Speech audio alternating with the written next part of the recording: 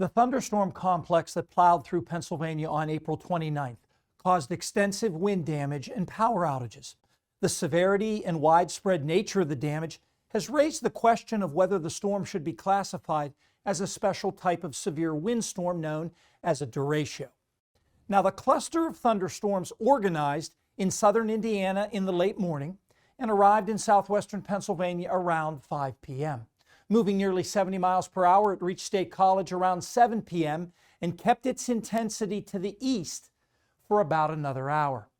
Here's a national look at official reports of severe weather on April 29th, compiled by the Storm Prediction Center. Let's zoom in to focus on Pennsylvania and surrounding states. Each blue dot here indicates a report of damaging wind. The black squares mark high-end wind reports, meaning a gust of at least hurricane force, 75 miles per hour. Now let me delineate the corridor of damage associated with the possible derecho. It's hard to tell, but almost 400 wind damage reports are in that approximately 100-mile wide swath, including more than 200 in Pennsylvania, and 3 of those were hurricane force. The easternmost official damage reports in the state were in Bradford and Wyoming counties.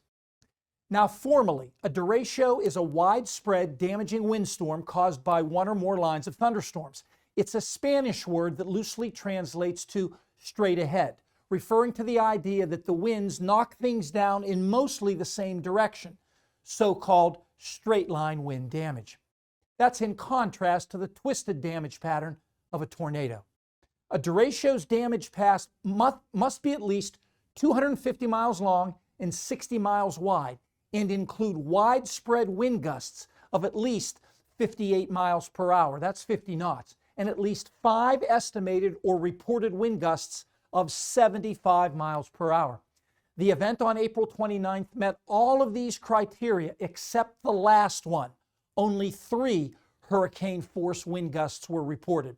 So at least for now, the Storm Prediction Center is not officially classifying it as a derecho. Having said that, the thunderstorm complex last Tuesday looked a lot like most derechos on radar, with a curved segment that bowed forward, called a bow echo. Speedy mid-level winds push that bow forward, and the strongest surface winds are typically found near the apex of the bow. In the last 20 years, arguably the most impactful damaging thunderstorm complex that was officially a derecho occurred on June 29, 2012. Originating around noon over northern Illinois, its 600-mile-long path just grazed southern Pennsylvania. All in all, there were around 1,000 reports of damaging wind along that derecho's path, with more than 30 caused by hurricane force wind gusts. Stay tuned. A tribute to our graduating seniors is next.